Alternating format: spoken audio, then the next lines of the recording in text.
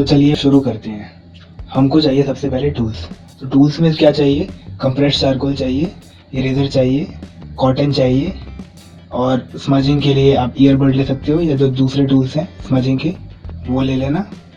और बेसिकली अभी तो यही चाहिए। इरेजर को काटने के लिए जो 1 रुपये वाला इरेजर होता है ना, नटराज वाला, या अभी महंगा हो गया होगा, तो वो स्टिफ वाला लेना है, बीच में से कट कर लेना है ताकि एजेस शार्प रहे। इलेक्ट्रिक इरेजर है तो अच्छा है, नहीं है कोई बात नहीं, उसकी ज़रूरत हमको अभी पड़ेगी नहीं। ठीक है, तो ये बेसिक चीज़ें चाहिए हमको, और इसके बाद हम लोग अपना आगे का काम शुरू। तो चलिए काम शुरू करते हैं। तो जो ये तरीका मैं अपना रहा हूँ ना, ये तरीका हम लोग करते हैं जब रियलिस्टिक बनाते हैं। तो उसके लिए पेपर पे से घिस देते हैं और कॉटन से लेके फिर उसको धीरे धीरे अप्लाई करते हैं जितना चाहिए हमको, और लेयर बाय लेयर अप्लाई करते हैं। जैसे अभी मैंने चला दिया एक लेयर, ठीक है, अभी ये मिडिल टोन चल गया, अभी मुझे और डार्क करना है तो मैं इसके ऊपर एक और लेयर चलाऊँगा। जैसे अभी ये लेयर चला रहा हूँ मैं धीरे धीरे, तो ये थोड़ा सा और डार्क हो गया है। अब और लेयर चलाऊँगा तो और डार्क हो जाएगा। जैसे शेडिंग करते हैं ना पेंसिल से, सेम यही तरीका है। तो जितना करना है मुझे उतना इसके ऊपर चलाते जाऊँगा, होता जाएगा। अभी देखो मुझे क्या करना है कि मुझे लाइट चाहिए, जो मैं स्मच कर रहा हूँ लाइट चाहिए। तो उससे पहले मैं टेस्टिंग कर ले रहा हूँ साइड में। मैंने अभी टेस्टिंग की है तो मुझे पता लग गया कि मुझे इतना लाइट के लिए इतनी बार घिसना पड़ेगा। तो उतना घिसने के बाद ये लाइट आया है मेरे पास, ठीक है। और अब जो है इरेज़र का इस्तेमाल है। ये जो इरेज़र है, इरेज़र का इस्तेमाल आपको हाईलाइट के लिए करना है, इरेज़ करने के लिए नहीं करना है यहाँ पे, क्योंकि इरेज़ करके उतना मतलब ख़राब हो जाता है। तो इरेज़र का जो मेन इस्तेमाल है वो हाईलाइट के लिए होता है चारकोल जब करते हैं। और एक और चीज़ जो मैं रह गया बताना, कि जब आपको और डार्क करना है इसको, तो ये जो टूल है अपना, इससे कर सकते हो। ईयरबड लेके धीरे धीरे धीरे धीरे धीरे धीरे जिस एरिया पे करना है सिर्फ वहीं तक रखना, ज़्यादा मत फैलाना, नहीं तो फिर वो समझ आ जाएगा। तो जिस एरिया में करना है वहाँ पे करो, और जो शेप बनाना है, जो डिज़ाइन बनाना है, उससे आप बना सकते हो, ठीक है। तो ये तरीका है। और डार्क करना है तो डायरेक्ट अप्लाई कर सकते हो, फिर उसके बाद स्मज कर दो। ऐसे धीरे धीरे घिस लिया और फिर इसके बाद ऐसे धीरे धीरे ऊपर ऐसे कर दिया तो ये ब्लेंड हो जाएगा। तो ये वाला तरीका है जब आपको अप्लाई करना है। और हम लोग जो करेंगे ना अभी, वो यही वाला तरीका वैसे फॉलो करने वाले हैं हम लोग, कि हम लोग पहले डायरेक्ट कलर अप्लाई करेंगे और फिर उसके बाद उसको ब्लेंड कर देंगे। तो बहुत कम हम लोग, जैसे पहले वाला तरीका है वो कम इस्तेमाल करेंगे, क्योंकि हमारे कॉम्पोजिशन में उसका उतना ज़रूरत नहीं है।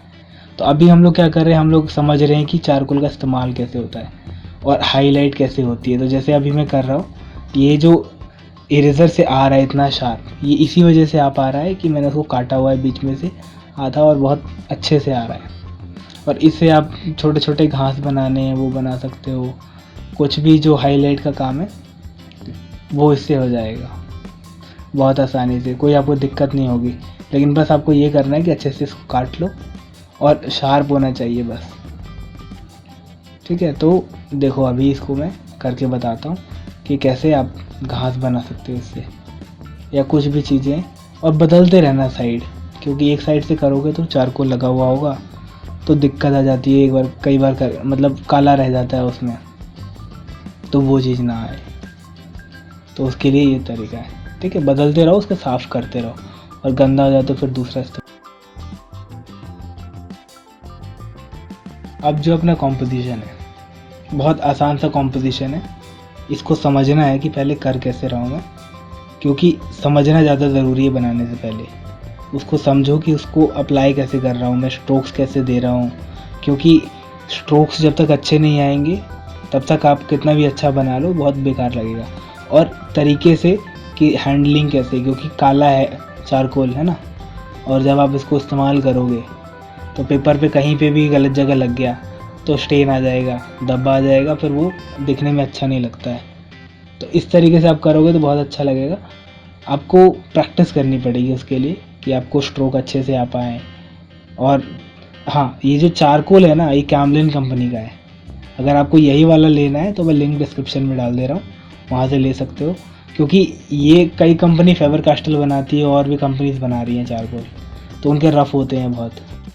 तो एक तो ये स्मूथ है, दूसरा एक एडवांटेज और है कि इसके साथ ये स्मजिंग टूल्स भी दे रहा है, पता नहीं कोई ऑफ़र है क्या है, तो आप चेक कर सकते हो। और एक चीज़ कि ये स्टेलर कंपनी ही बनाती है, पर उसका लेने की ज़रूरत नहीं क्योंकि काफ़ी महंगा होता है, अपना काम इससे हो जाएगा। हाँ, अभी कह रहा था मैं स्ट्रोक्स समझना है। स्ट्रोक्स बहुत ज़रूरी है समझना, क्योंकि स्ट्रोक्स आपको समझ में आ गया ना तो आपके काम में कॉन्फिडेंस दिखता है। ऐसा नहीं लगता है कि किसी बच्चे ने बनाया या किसी नए सीखने वाले ने बनाया, प्रोफेशनल लगता है।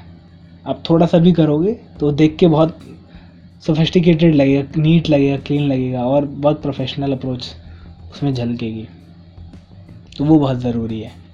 तो जैसे मैं बहुत मतलब समझ के कर रहा हूँ कि मुझे कहाँ पे क्या करना है, कैसे करना है, कहीं गंदा ना लग जाए, और लग भी जाए तो उसको कैसे हैंडल करना है, क्योंकि हैंडलिंग इम्पॉर्टेंट है। आपको पता होना चाहिए, क्योंकि गलती तो हो ही जाती है, ऐसा नहीं कि नहीं होगी, गलती हो ही जाती है, ह्यूमन है तो हो जाता है। तो उसका आपको परवाह नहीं करना है, गलती हो गई है,